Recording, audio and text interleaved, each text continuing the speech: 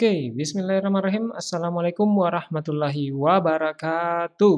Halo adik-adik, para pembaca modul pembelajaran interaktif atau Mobilin, algoritma dan pemrograman dasar. Selamat datang kembali di channel Pak Coding, rumah para programmer pemula. Ya, oke, pada materi kali ini yaitu struktur dasar dan notasi algoritma. Pada video ini saya akan membahas mengenai tujuan pembelajaran ya, tujuan pembelajaran dari materi ini. Jadi kenapa kita mempelajari struktur dasar dan notasi algoritma. Oke, langsung saja ya. Seperti biasa, ini ada pesan dari tokoh nasional ya, yang bisa juga kita katakan sebagai tokoh dunia ya, yaitu Bung Hatta. Katanya, kalau kurang cerdas itu dapat diperbaiki dengan belajar. Kurang cakap dapat diperbaiki dengan pengalaman. Tetapi kurang jujur itu sulit untuk memperbaikinya. Nah, misalnya nih, ada satu rumus yang kalian kurang pahami, lalu kemudian kalian pelajari, diulang-ulang, selama 1 minggu fokus mempelajari rumus tersebut, yakin yakin dan percaya kalian akan mengetahuinya, mengetahui cara penggunaannya setelah kalian mempelajarinya dalam waktu yang sesingkat itu. Namun, kalau kita berbicara mengenai masalah kejujuran, kurang jujur atau sama dengan kalau saya katakan berbohong ya, itu akan sulit untuk diperbaiki karena ini adalah sebuah perilaku ya. Perilaku itu adalah hasil dari apa istilahnya kebiasaan ya, kebiasaan. Jadi ya kalau kurang jujur itu akan sulit untuk memperbaikinya karena memang itu munculnya dari apa ya, dari dalam ya. Karena mungkin sudah terbiasa berbohong, sudah terbiasa tidak jujur, dan itu dilakukan dalam waktu yang lama, akhirnya itu tertanam, itu menjadi kebiasaan dan dilakukan dalam kehidupan sehari-hari. Sehingga dalam setiap aktivitasnya dia selalu apa istilahnya kurang jujur ya. Ketika ada sesuatu hal, informasi yang kita perlu mengetahui faktanya, nah itu biasanya orang yang seperti ini itu akan memberikan informasi yang tidak benar atau tidak sesuai dengan faktanya. Misalnya diberi tugas, lalu kemudian tugasnya tidak selesai. Kemudian dosennya tanyakan kenapa tidak selesai. Nah karena takut dimarahi, akhirnya berbohong, akhirnya tidak jujur. Padahal kalau kita ingin belajar ya, menuntut ilmu, hal yang pertama kali harus dipelajari adalah adab. Ya, jadi adab dulu baru ilmu.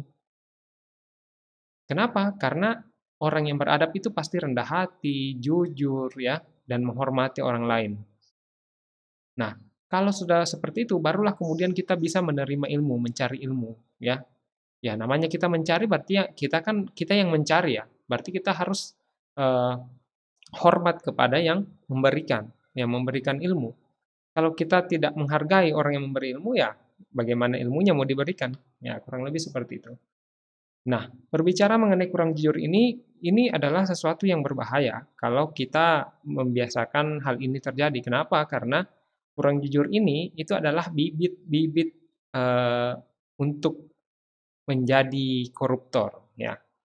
Ya, jadi kenapa banyak pejabat yang korup?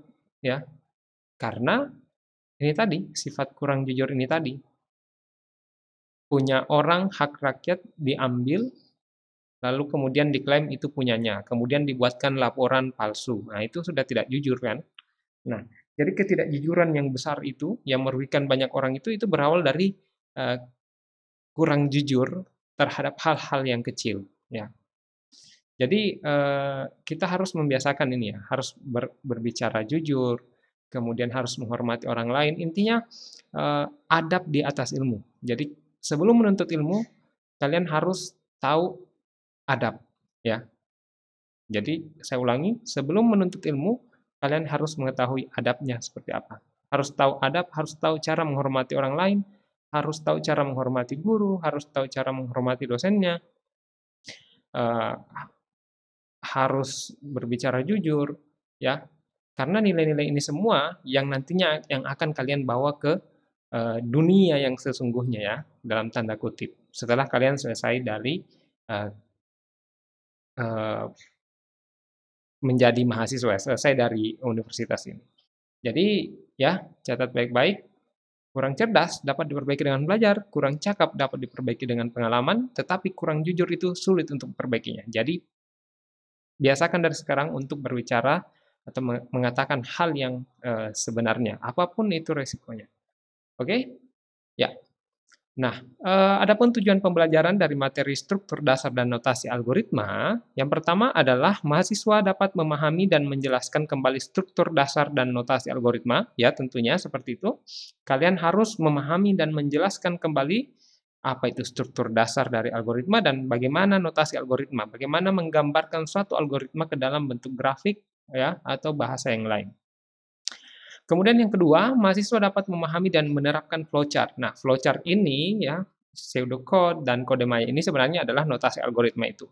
Jadi, adik-adik harus dapat memahami dan menerapkan flowchart. Kalian akan diberikan kasus, lalu kemudian membuat flowchart-nya. Begitupun dengan pseudocode dan kode mayanya ya. Jadi kode maya ini sebenarnya adalah versi bahasa Indonesia dari pseudocode.